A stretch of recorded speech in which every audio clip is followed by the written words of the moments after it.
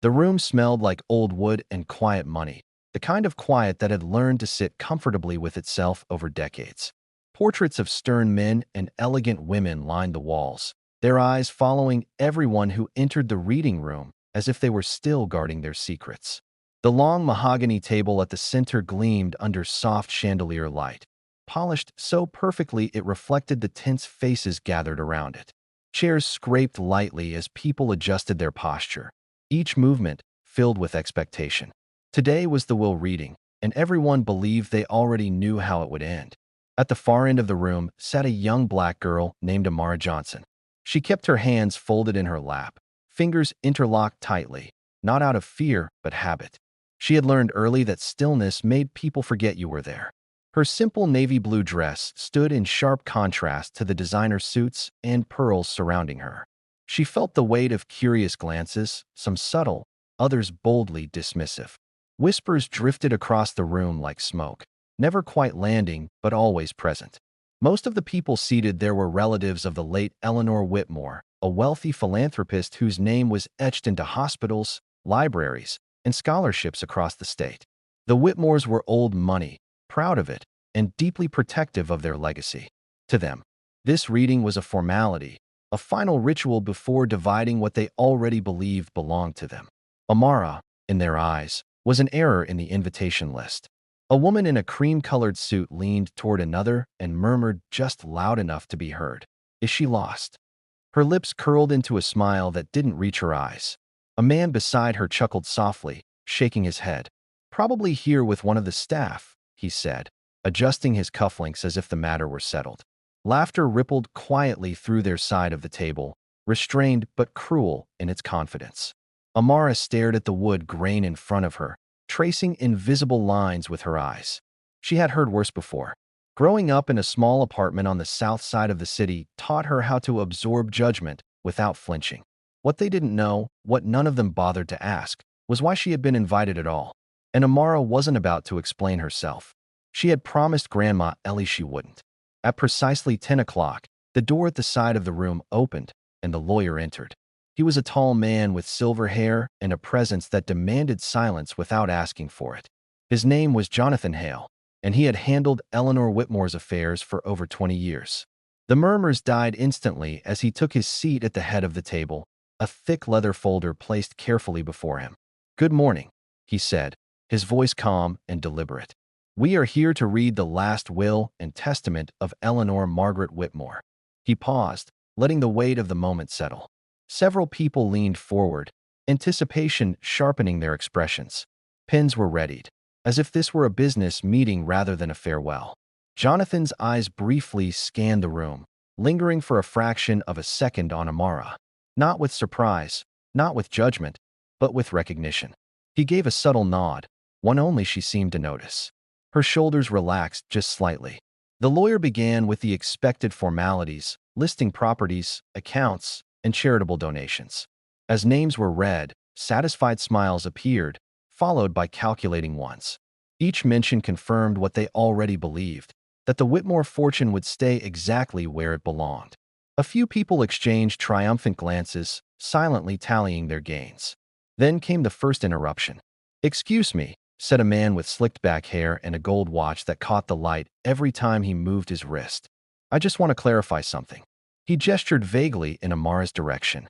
"Who is she, and why is she here?" His tone was polite, but the intent was sharp. Several heads turned toward Amara at once. The room seemed to tighten around her, air growing heavier. She lifted her chin, meeting their stares without apology. Jonathan Hale closed the folder slowly and folded his hands on top of it. "Miss Johnson is here because Eleanor Whitmore asked that she be present," he replied evenly. "That is all the clarification needed at this moment." A scoff came from the woman in the cream suit. "Well, this is highly unusual," she said. "We're family." Jonathan met her gaze, unblinking. "Eleanor Whitmore was very precise in her instructions," he said. And she anticipated this reaction. That only fueled the whispers. Someone muttered about charity cases and publicity stunts. Another suggested, not quietly, that Eleanor had been taken advantage of in her old age. Each comment stacked itself on top of the last, building a wall of assumptions around Amara. Her expression calm, but her heart pounding with memories. She remembered the first day she met Eleanor Whitmore, 5 years earlier, at a public library opening on the other side of town. Amara had been 12 then, her nose buried in a book she had already read twice because it was the only one that made her forget the noise of the world.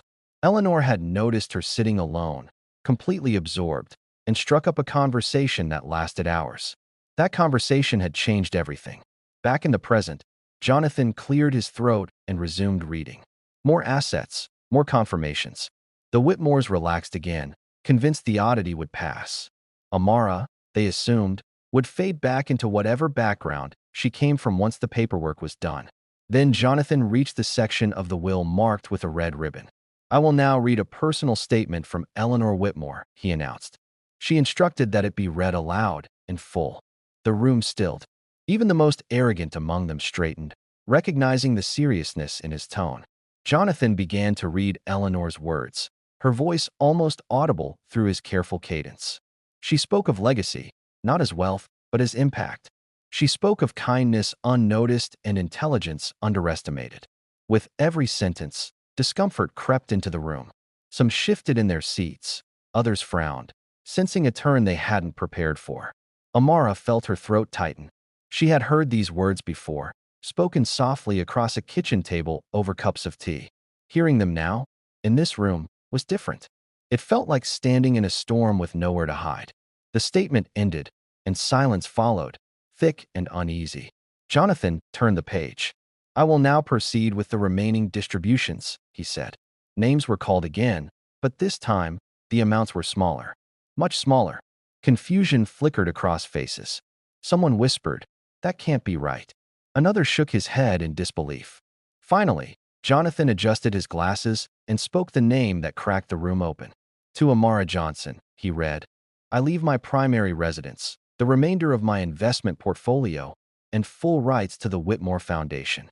The words hung in the air, heavy and undeniable. Laughter burst out, sharp and disbelieving. "That's not funny," someone said. "Is this some kind of mistake?" The man with the gold watch stood abruptly.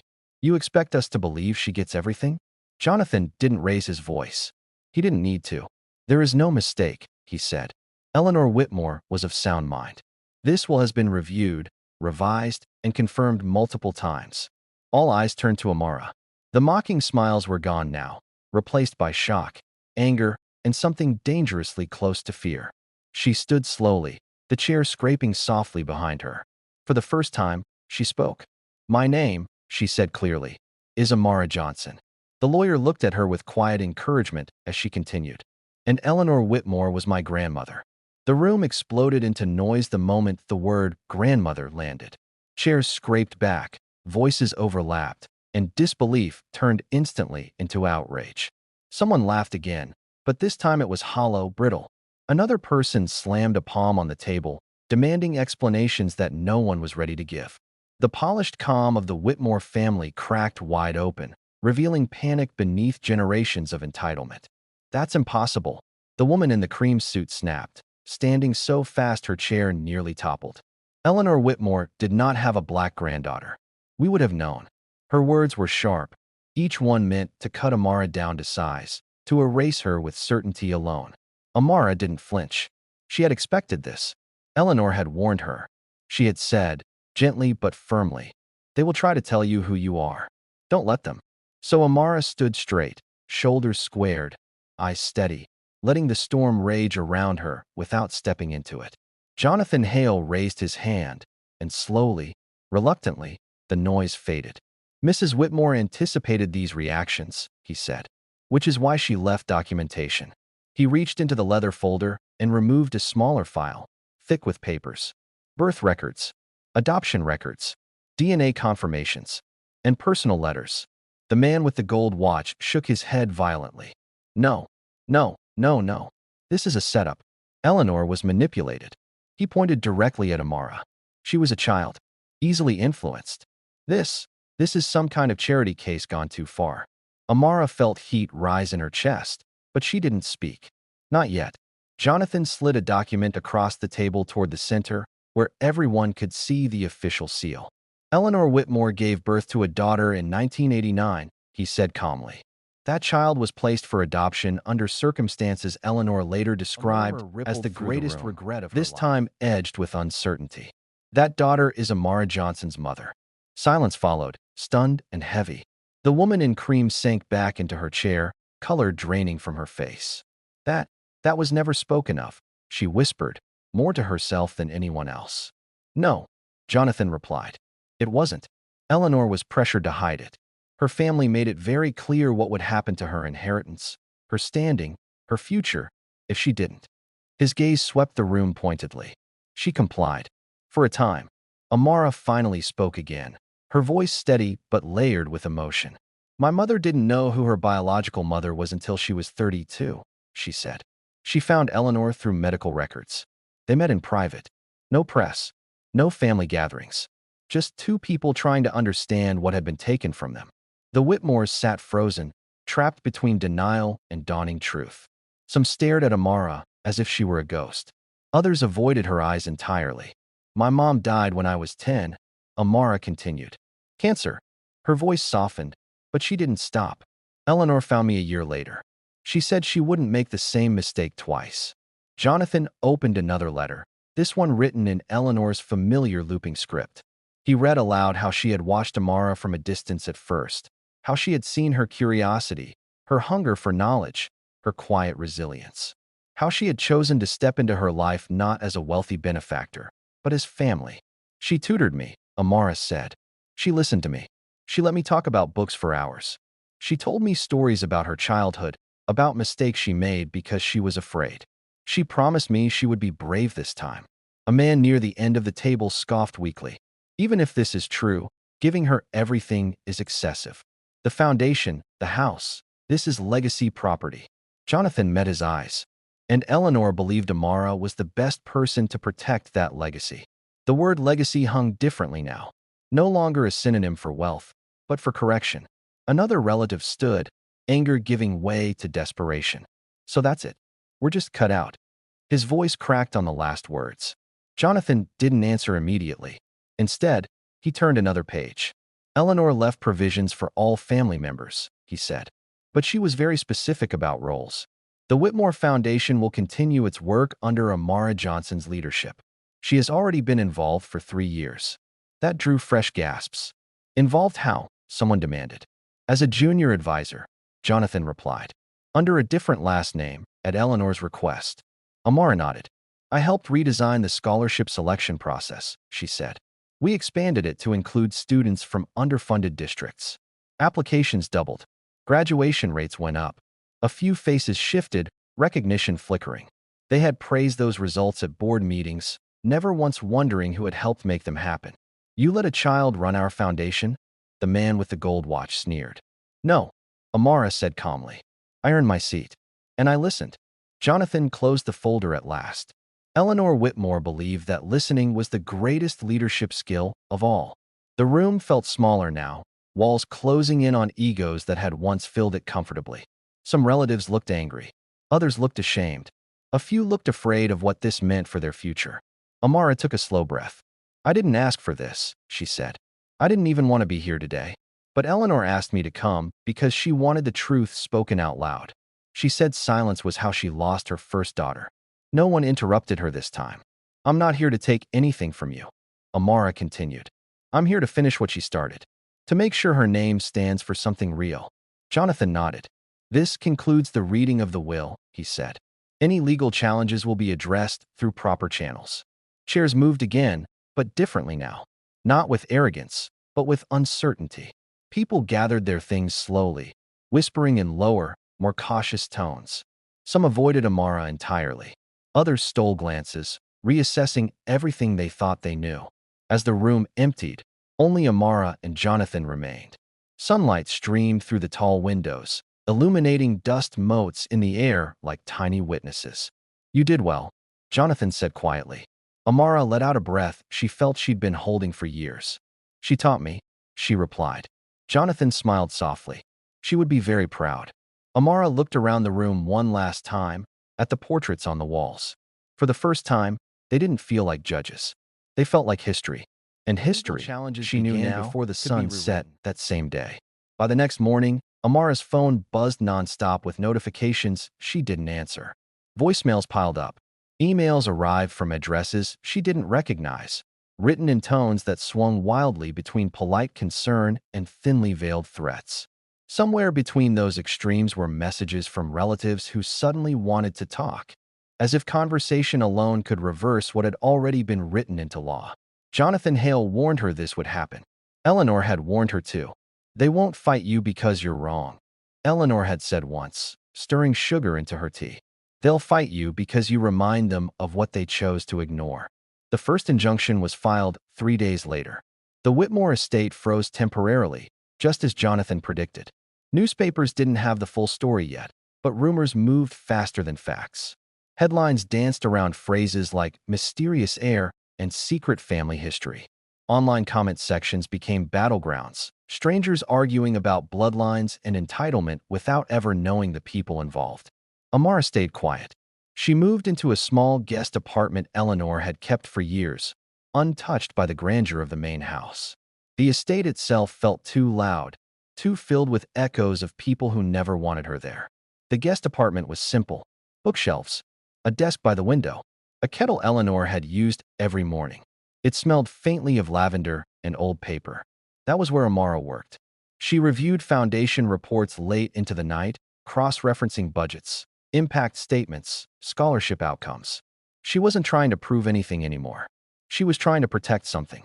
Eleanor's work, Eleanor's intent, Eleanor's voice, now gone except for what she left behind. What surprised Amara wasn't the hostility. It was how coordinated it was. The Whitmore relatives didn't just challenge the will. They questioned her credibility. Anonymous sources leaked half-truths to tabloids. Someone suggested Eleanor had been mentally unwell. Another implied Amara's mother had been paid to disappear. The cruelty wasn't loud at first. It was surgical. Jonathan called one evening, his voice unusually tight. "They're pushing for a character review," he said. "They want to paint you as unqualified, unstable." Amara closed her eyes. "I'm 17, she said. "They don't need to paint. People will assume." "Yes," Jonathan replied, "which is why we won't let them control the narrative." A week later, the Whitmore Foundation Board convened an emergency meeting. This time, the room was different. Gone were the whispers. Gone were the casual insults. Cameras waited outside. Every word spoken inside would ripple outward, whether they intended it or not. Amara entered quietly, wearing a simple blazer and flat shoes. She looked young. She knew that. She also knew the reports better than anyone in that room. Some board members avoided her gaze. Others watched her closely, curious now rather than dismissive. Eleanor had placed her allies carefully over the years, and Amara could feel their presence even in silence. The chairman cleared his throat. "This meeting is to determine interim leadership during ongoing legal proceedings," he said. Amara raised her hand slightly. "I'd like to speak." A pause, then a nod. She stood, palms resting lightly on the table. "I know many of you are unsure about me," she began. "That's fair. You didn't choose me. Eleanor did." She let that settle before continuing. "I won't pretend I have decades of experience. I don't. What I have is clarity. This foundation exists to open doors that were closed to people like my mother, like me, like thousands of students who don't have legacy last names." A man near the window shifted uncomfortably. "This isn't about feelings," he said. "It's about governance." Amara nodded. "Good. Then let's talk governance." She didn't raise her voice. She didn't rush. She walked them through numbers, outcomes, projections. She cited decisions they had approved without question, changes she had quietly helped implement. By the time she finished, the room was silent again, but this time it was different. Respect had entered the space. The vote was unanimous. Amara was appointed interim director pending the court's final ruling. Outside, cameras flashed. Microphones were thrust forward. Questions came fast and sharp. "How does it feel to take over a legacy that wasn't meant for you?" Amara stopped walking. "It was meant for me," she said calmly. "Just not in the way you expected." That clip went viral within hours. Support followed, not from the Whitmores, but from scholarship recipients, from educators, from families who had felt Eleanor's impact without ever meeting her. Letters arrived by the dozens, then hundreds. Some handwritten, some tear-stained. What came next? The court date was set. The Whitmore family arrived in force, dressed in dark colors and tighter smiles. They had hired one of the most aggressive estate litigation firms in the country. Their strategy was simple: overwhelm, discredit, exhaust. Amara sat beside Jonathan, hands folded just as they had been at the will reading. Across the aisle, the man with the gold watch stared at her like she was a personal insult. Testimony stretched for days. Experts debated Eleanor's mental state. Distant relatives spoke of confusion and manipulation. Old photos were displayed as evidence of a life Amara had never been allowed into. Then Jonathan called his witness. Amara Johnson, the clerk announced. The room held its breath. Amara walked to the stand, heart steady, eyes forward. She told the truth. About her mother. About Eleanor's regret. About the years of quiet preparation. She didn't embellish. She didn't apologize. At one point, the opposing lawyer leaned forward. "Isn't it true," he asked smoothly, "that you stand to gain an extraordinary amount of money from this?" Amara met his gaze. "Yes," she said, "and I plan to give most of it away." A ripple moved through the courtroom. "Why?" he pressed. She paused. "Because hoarding opportunity is how this all went wrong in the first place." The judge leaned back slightly, studying her with renewed interest.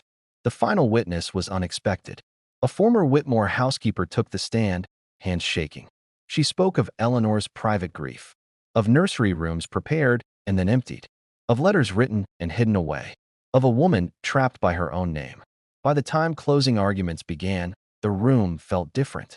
Less like a trial, more like a reckoning. Outside, rain fell steadily, tapping against the courthouse windows like a slow countdown. Amara sat quietly as the judge called for a recess before the final ruling. Jonathan leaned toward her. "No matter what happens," he said softly, "you changed something." Amara looked out at the gray sky. "She did," she replied. "I'm just making sure they hear her."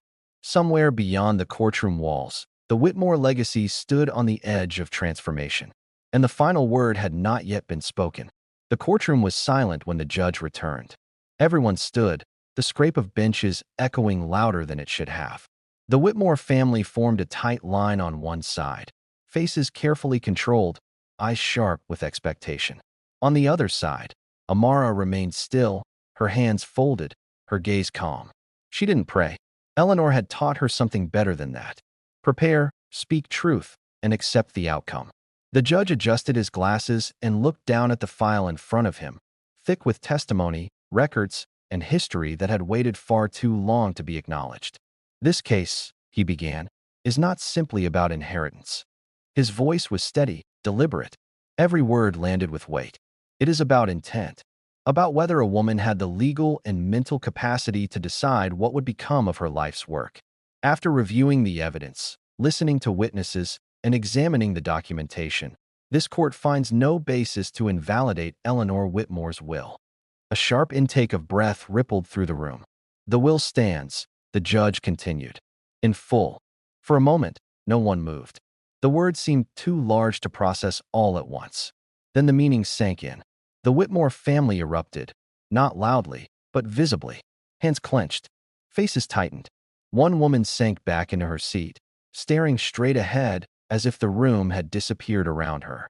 The man with the gold watch whispered something furious under his breath, already pulling out his phone, already planning his next move. But it was over. The gavel struck once, final and unforgiving. Court adjourned. Amara exhaled slowly, the tension leaving her body in waves. Jonathan placed a hand lightly on her shoulder, his grip steady. "You did it," he said. Amara shook her head gently. She did. Outside, the rain had stopped. Sunlight broke through the clouds, scattering across the courthouse steps where reporters waited in a tight, buzzing cluster. The doors opened, and the crowd surged forward. "Amara, over here. Do you have a statement? Is this the end of the Whitmore family legacy?" Amara paused at the top of the steps. She could have walked past them. Jonathan would have shielded her. But Eleanor hadn't raised her to hide from moments that mattered. She stepped forward. "The Whitmore legacy isn't ending," she said clearly. "It's finally being honest." The questions came fast, overlapping. "Do you forgive the family for challenging the will?" Amara considered it. "Forgiveness isn't a press release," she said. "It's a process." Another voice shouted. "What's the first thing you'll do now that it's over?" She smiled, answer small but traveled real, farther than get any back to work. accusation Ever had. Weeks passed. The headlines changed. What had started as scandal softened into something closer to reflection. Features replaced rumors. People learned about Eleanor's hidden daughter, about the scholarships expanded quietly over the years, about a young girl who had been underestimated in a room full of people who thought they owned the future. The Whitmore estate reopened, but it felt different now. The portraits on the walls stayed, but new ones were added. Not of donors or dignitaries, but of students. First-generation graduates. Young people holding acceptance letters, standing in front of homes that looked a lot like the one Amara grew up in. Amara moved into Eleanor's house eventually, but she changed it. She opened the doors. Community meetings replaced private luncheons. Classrooms filled rooms once reserved for entertaining. Laughter echoed where silence had ruled. The Whitmore Foundation tripled its outreach within 2 years. And Amara stayed grounded. She finished school. She studied late. She still rode the bus sometimes, just to stay connected to the world outside the gates. She visited her mother's grave on Eleanor's birthday every year, bringing 2 flowers instead of 1. On the anniversary of the will reading, Jonathan found her in the library, sitting in Eleanor's old chair. "They mocked you that day," he said quietly. "Do you ever think about it?" Amara smiled, closing the book in her hands. "Of course," she said, "but not the way they think." She stood and walked to the window, looking out over the gardens Eleanor had once tended alone. "They thought my name didn't belong in that room," Amara continued. "But names aren't given meaning by who approves of them. They're given meaning by what you do after they're spoken." Jonathan nodded, understanding fully. Amara Johnson, once whispered with disbelief, now written into history, not as a mistake, not as a secret, but as the moment a legacy finally told the truth and chose the future over its fear.